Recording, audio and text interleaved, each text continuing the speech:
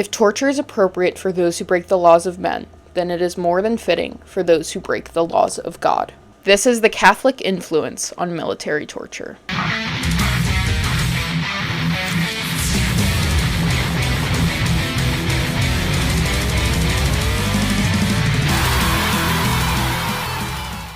The images that came out of the Abu Ghraib prison in Iraq are ones that show the true nature of abuse of power and will forever haunt the annals of American history. Written off as an isolated incident of, quote, some bad apples, unquote, is simply not possible. It turns out photographs surfaced showing American soldiers abusing and humiliating Iraqi prisoners at a prison near Baghdad. With how documented, organized, and methodical the acts were carried out against the prisoners. There is no way higher-ups and officials did not know of or even frankly approve the abuse that was taking place within the prison. This would eventually come clear to light. Power hierarchy and justification of the anguish of those deemed worthy of pain are a constant within human history on both ends. Particularly, the approval and methods of abuse are on par with the once sanctioned practice of the Roman Catholic Church. The Catholic Church once had a position of repulsion and opposition to physical cruelty. Pope Nicholas even ruling that torture was a violation of divine law, but that would soon change with the Holy Inquisition. This would take place in 12th century France to combat heresy and make one universal religion among all, in this case Catholicism. And with this new goal, the original feeling surrounding what was once a total sin shifted greatly, much to the soon anguish of the people of Europe. With Pope Innocent citing a new ruling, quote, if torture is appropriate for those who break the laws of men, then it is more than fitting for those who break the laws of God, unquote. The followers of the church were compelled by their leaders in God to ditch their moral high standings and replace it with pure violence, hate, and horrors. Now, breaking the laws of God would range from refusing to convert to simply not respecting a priest you passed on the street. And with a long-standing opposition to violence, most clergymen that were in the position now to take it out onto individuals and heretics, they weren't really jumping at the gun to do so. So a lot of them would actually hire known thugs or criminals that would incite violence onto people to do the dirty work for them. But of course, this soon would not be enough for the Catholic Church and frankly the clergymen themselves. 4 years from this first decree, the Pope would issue ad extrapanda. This encouraged the priests to act out their own pieces of violence to heretics for the church's sake. That didn't involve death or losing a limb very specifically, because frankly at this time losing a limb was just a death sentence. So it was saying go and do what you need to do as long as the person doesn't die or lose a limb. Part of this new decree from the Pope issued the fact that now priests could forgive each other of their wrongdoings and sins. Another form of encouragement is you can get direct absolution for what you just did. So it was a signed and sealed fate that the cries of so-called heretics and innocents would echo throughout Europe.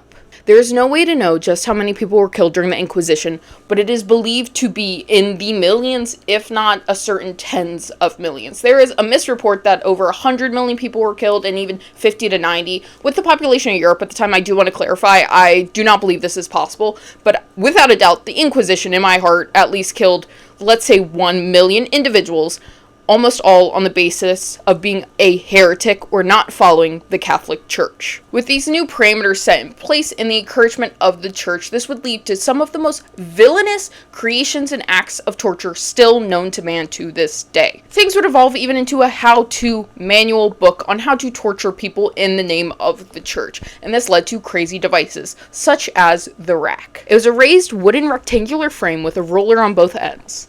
The heretics' ankles and wrists were fastened to straps to the rollers, stretching their body out as far as possible. As they were interrogated, the person questioning them would slowly start cranking once they were oppositional to them. This would start to pull their limbs as tight as they could. Eventually, the chains slowly increasing the tension on their limbs, causing immense pain.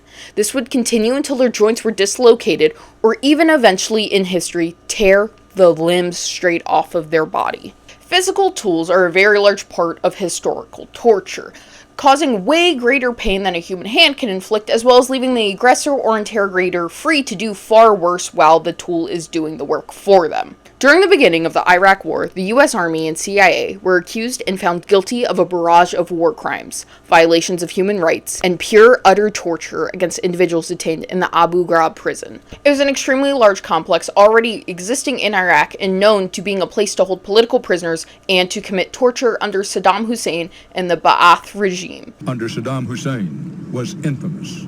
For decades, many who were taken here never came out. And those prisoners who did make it out told nightmarish tales of torture beyond imagining. We will be discussing their torture means later because they truly, as well, parallel the Inquisition in quite horrifying ways.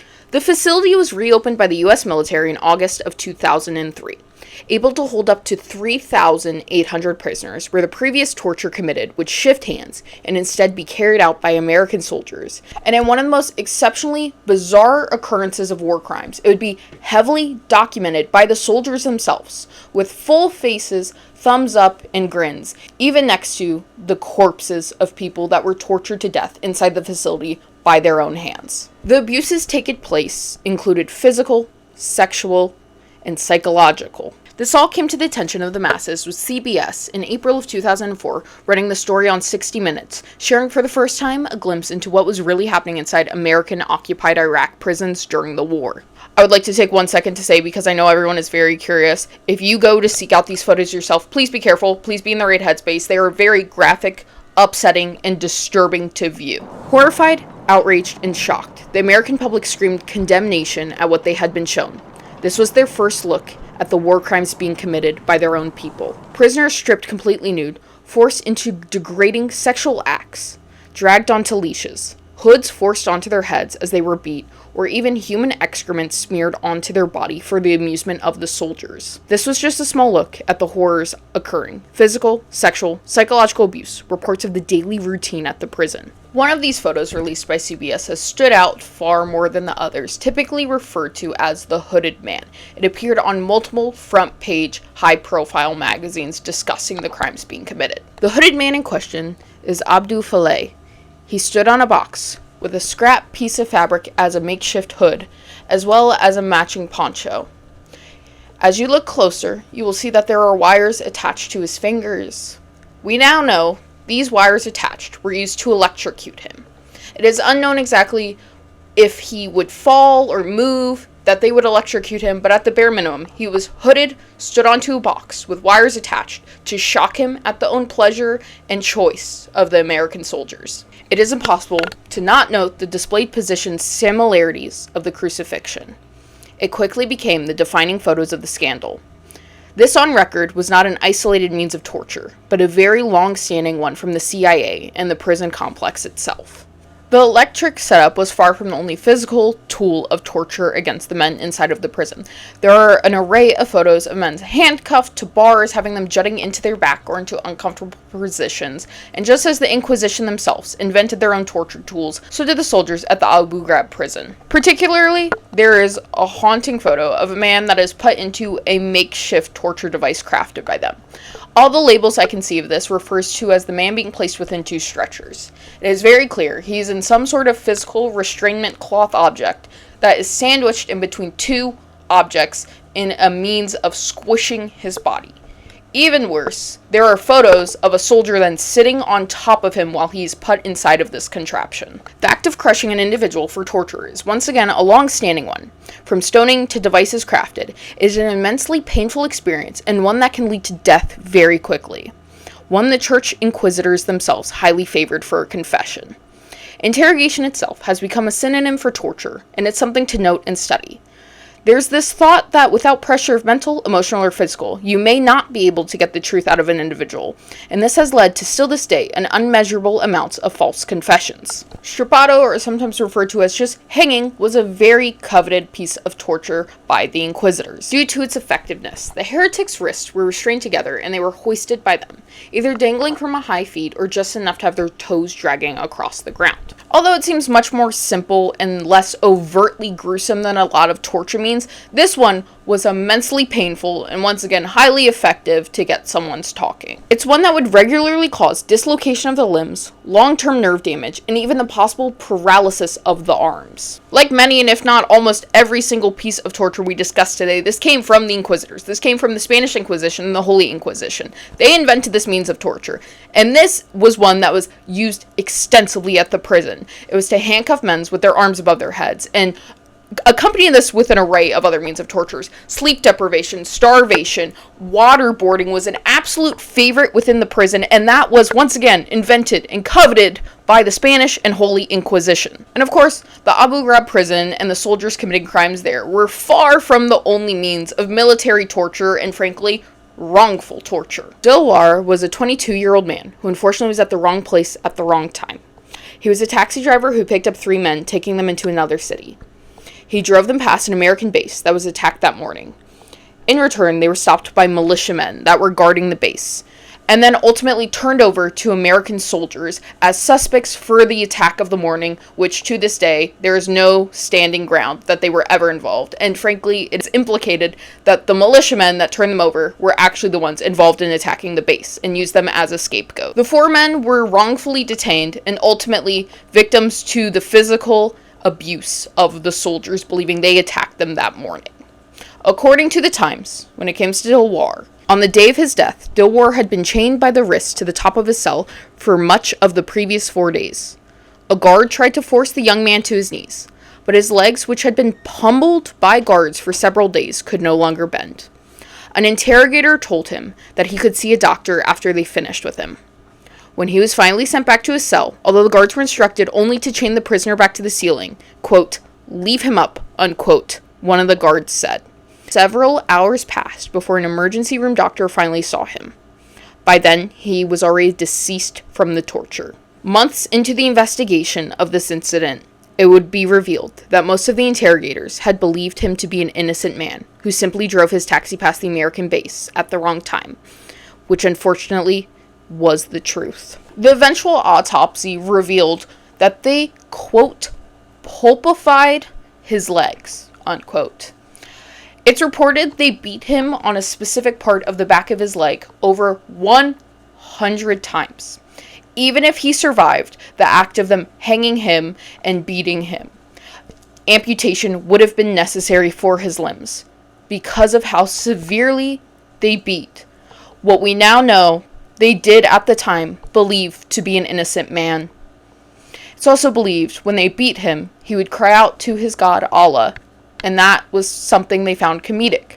So they would beat him to hear him call and beg for his god. They used a means of torture invented by the Roman Catholic Church during the Inquisition to attack heretics for not being Catholic.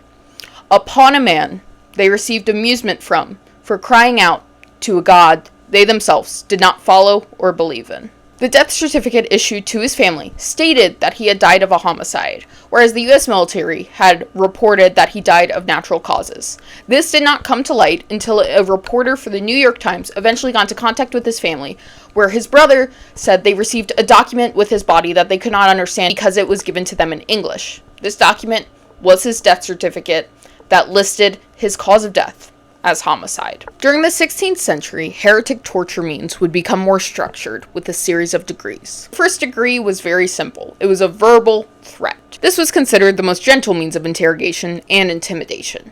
Of course, seemingly, this was bullshit. Of course, you're going to ask 1 or 2 questions. But at this point, once we had degrees listed, the Inquisitors already had the taste of blood on their tongue. Once you reach the second degree, you would get the threat with a visual attached. This is something that is still upheld into many movies showing interrogations. It is that you will take the tool and show it to them and say, hey, if you don't admit, if you don't say this, this is what's going to happen to you. It is a verbal threat that has the physical implication just inches away right in their face. It has been said this has been far more effective than physical tortures at times, destroying a person from the inside out with thoughts. The Abu prison gave us a first glimpse at the second degree, with military dogs unmuzzled, told to attack, being held just inches from prisoners, a clear threat, the second degree. And when it came to the Inquisitors, they would hold pinchers right around your fingers and threaten you. Once again, inches away from the physical threat and torture of your body. Without a doubt, this caused many false confessions, which mattered little to the church, as torture could be absolved quickly by a fellow priest. No wrongs were unforgivable to them. And as you've possibly heard the saying, giving someone the third degree was the jump to physical torture. Now, of course, they couldn't explicitly say, hey, this is going to lead to your death, so the third degree is where it stops. But this is just the good, old-fashioned physical torture. On the topic of us having so many sayings based around torture, and specifically Catholic torture, it speaks to the forever influence that this has had onto the human populace. Giving someone the third degree, or the common phrase of grilling someone, actually comes from something that was called the iron chair or the Judas chair. And this was a chair covered in 1,500 to 3,500 spikes that on top of all of this would have a metal insert that you would put hot coals into. So you would be grilling someone while you were questioning them about their heresy.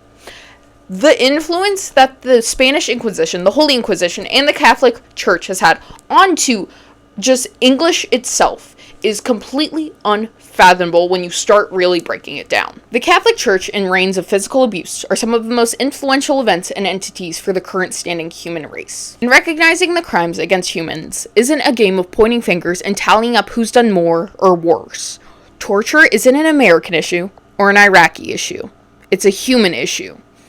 I think it's important to discuss the torture methods used by the Ba'ath Party that existed until the American invasion on the country and which was taking place in Abu Ghraib before the American occupation of it. Under Saddam Hussein and the Ba'ath Party, it was considered the lowest point of human rights on record. To say they were using medieval torture methods would be putting it lightly. In total, the Ba'ath Party is estimated to have caused 250,000 to 290,000 deaths or disappearances. It was decades of government-sanctioned mass executions, rapes, and acts of torture. No one was safe from the cruelty and inhumanity children, women, and men were subject to crimes against their own existence, including the disrespect and desecration of their body after death. 14 men involved in enacting torture under Saddam were interviewed to shed some light onto how they got into the position. It is worth noting that all of these men were under their own free will to join and eventually become torturers, even if that was not initially their position they applied for.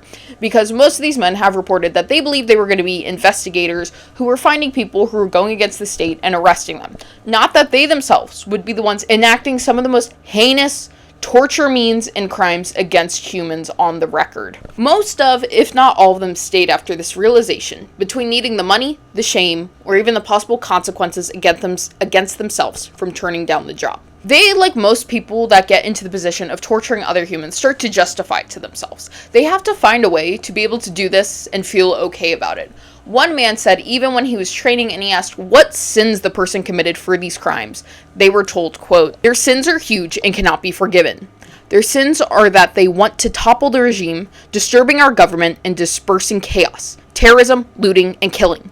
Don't you ever believe that any one of those is a victim. We are the victims of them," unquote. This is one of the easiest justifications you can have for yourself. You no longer have to think about when you're torturing. You have the solace of knowing that you are protecting yourself and your own. It is more than justified to do what you are doing to this individual. They were trained and supervised on torture methods by the already existing perpetrators at the complexes and on the tools they use. Tools of torture seem to have some point of interest with Saddam and his associates, as there were many tools found in their possession used onto prisoners. Particularly found within a personal torture chamber of his was a headcrusher, which stands as a symbol of how brutal these people were.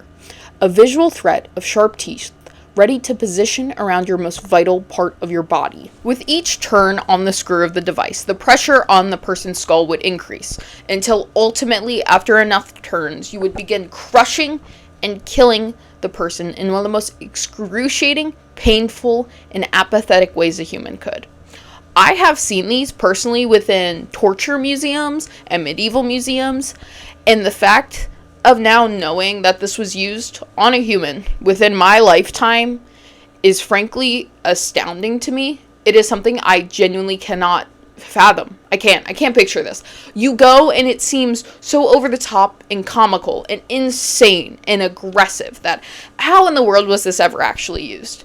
but it was used within the past 25 years on at least one person. The Headcrusher in the medieval time was kept within dungeons or secret chambers for the accused and the heretics, as it was similarly kept within the torture chambers of Ba'ath and Saddam. The parallels of persecution will always stand the test of time. Man against man, humans destroying humans. And believe it or not, this was not the only means of crushing a human's head in the means of torture or interrogation. They also would use manual presses to slowly crank and crush the skull of people. This, once again, is very similar to a head press that was used during the 15th century by inquisitors. The correlations between the torture that it was committed by the Roman Catholic Church and the torture that's committed by the US military, the Iraqi military, and frankly, military across the entire world is just unmatched. The parallels, the correlations, the Catholic Church laid the blueprint on how to torture, interrogate, kill, and maim humans, and it is one that at this point seems will always forever overshadow the existence of man. Bastinado, or foot whipping, was once again crafted by the inquisitors and was a favored tool of torture for the Ba'ath party. And frankly, it's a key aspect of Catholicism is foot torture to a very bizarre degree. From the general foot whippings that occurred by them to the nails that went into the soles of the feet of their martyr and savior. There is this aspect and allegory within torturing someone's feet. They cannot even stand without thinking of the torture. They can't even hold themselves up. It creates such a weak point into a human that it is such a dehumanization act to not allow someone to stand or walk for themselves. So being able to whip or attack someone's feet so they can't even do the simplest task that is a milestone within humanhood is just totally, frankly, disgusting. Suffering and fear were the staples in the entire existence under Saddam Hussein, a forever painted era of genocide and cruelty beyond comprehension. Shackles, cages, and scars left behind that will forever haunt generations. Torture from their own country to the infiltration of a foreign one, seemingly picking up the tasks that were left behind. History will repeat itself as long as the human race exists, for better and for worse. To say Catholicism thrives on suffering would be the understatement of a century. A religion with a fixation and constant thought on martyrdom and suffrage. The church maintains the idea that suffering will lead to salvation. Jesus Christ was painted as the manifestation for repeated suffrage, and why we must all suffer, that you yourself are now participating and honoring him with yours. Frankly, a circle jerk of pain to answer questions no one wants to answer about the hardships of life. There is undeniably beauty within the words of the Bible, as much as they are spewed by men with forked tongues coated in hypocrisy. Faith has never been the issue, but it has been the weapon loaded with bullets of falsehood that are aimed at the populace to excuse the pain inflicted by it. The Inquisition tortured heretics because they believed they did not follow the one true faith. They colonized and destroyed bloodlines because of the words twisted to them that spoke of kindness among others and consequences to actions allegorically that became literal acts of setting men ablaze and removing their eyeballs from the sockets. Where there is pain, there is God. And frankly, I believe at some point pain can become your God. I know for a number of years, pain was absolutely mine. Pain is an absolute, and there is no denial of pain infliction. And in particular, when it comes to Catholicism, martyrdom can be seen as the ultimate state for some devout Catholics. It is the suffering or even death of an individual who adhered to their cause. Most often, this refers to religion. They are usually remembered and honored for their stance, never wavering, no matter any amount of persecution and punishment. The visuality of a martyr is one of the most powerful tools for any cause. A face of anguish, a point of relation. It evokes a reaction or action out of just about every person that will view it. Everyone will receive some sort of reaction the first time they see the crucifixion. A man starved, beat, and put onto display in agony for standing by his beliefs.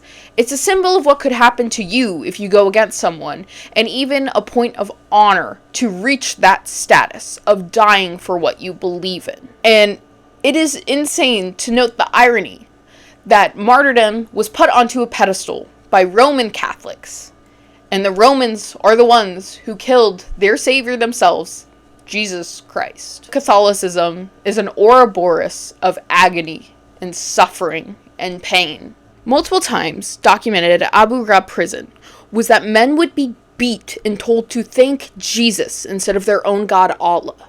Some of these men outright refused, where some were pushed to the point they did. Has the hooded man become a visual martyr for the crimes committed at this prison? I would say yes. I think, frankly, he has become the visual martyr for the entirety of war crimes and atrocities committed by the American military that is hidden from the public and the populace.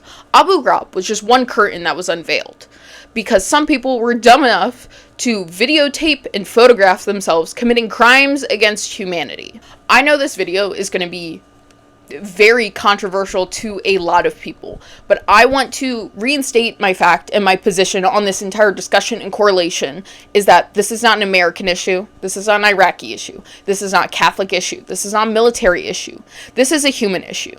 Torture is a human, man-made creation. It appears since man found out they could inflict pain onto others, it has been a crusading path for any means of power. I don't want anyone to take this as I hate America, I hate Iraq, I hate Catholicism, I hate the military, because frankly, none of that is true. I don't feel hate towards any of those things. I just think it is undeniable to not draw the correlations of inquisitions to the military and where we are standing now, especially with everything that is going on. I myself am half Irish Catholic. I did confirmation, I did communion, I did it all. I myself was raised half Irish Catholic, as well as a child of a military man who was deployed to Iraq and Afghanistan. This entire issue in correlation is something that hits far too close to home for my personal liking. And I think this is an important means of discussion to have. Now, the simple end of the day question: why do people torture people? Torture culminates to the forceful, pervasive domination and overtaking of a person's physical and mental form. Like any and all things, there's many reasons. Particularly soldiers or those faced within wars and conflicts start to feel alienated or targeted themselves, experiencing loss and total control of their lives. They're powerless to outside forces and rendered defenseless, so they seek out a form of control in a type of routine. They want to reinstate their own power, choice, and control over their own life, so they take it from another individual. Frankly, choice and free will are the biggest badge of being a human. So to have it stripped is one of the most dehumanizing things a person can do to another, and one that will make the other feel a superiority. They have the choice of what happens, not their victim. As well, this plays a factor into the displacement of emotions and feelings, feeling angry at someone else or something and taking it out onto an individual. They become the visual and physical representation of what's bothering them, what's wrong in their life, the person who cut them off driving that morning, their abusive father, anything and anyone who's caused anger, anguish, or frustration. The victim will become a literal manifestation punching bag for them.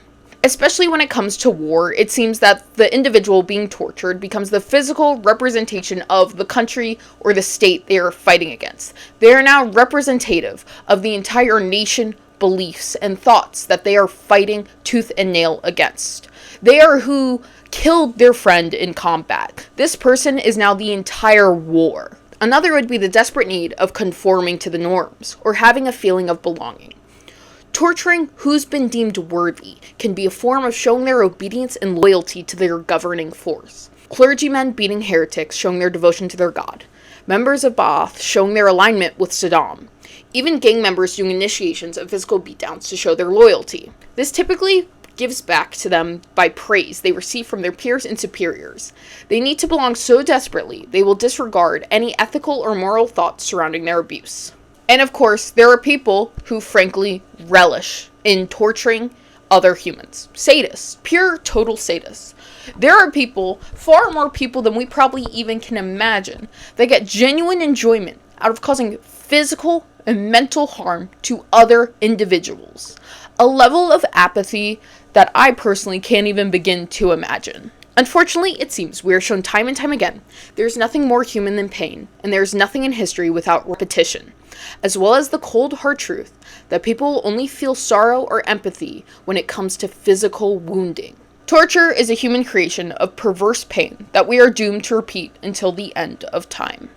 If you made it all the way to the end of this video, thank you so much for watching. I once again acknowledge how controversial of a video this may come across to some people. Once again, I never create content to shock, harm, or cause hate. That is never something that is my intent, and if I made you feel that way today, I am genuinely sorry. And I would love this to be an open discussion in the comments surrounding everything I've discussed and even further points of correlation and relation. I believe being kind and loving your neighbor is frankly the only thing we can do as a human race. The world is in a state of chaos, and the entire well-being of the environment is going down the drain every single time someone uses ChatGPT. So, all we can do is be there for each other as much as that is frankly possible. I'm Darby Valentine. Thank you so much for watching. All my social media is linked down below. This is like a very serious video, so I'm not really like punching with stuff like that. But yeah, I really thought this was important to talk about. And once again, thanks so much for watching, liking, commenting, and subscribing. Make sure to do all that. Remember to see videos early. If you want to see videos early, the link is down below. Once again, thanks for watching. If you like this video, maybe you like my video about a deep dive into red rooms. With that, goodbye.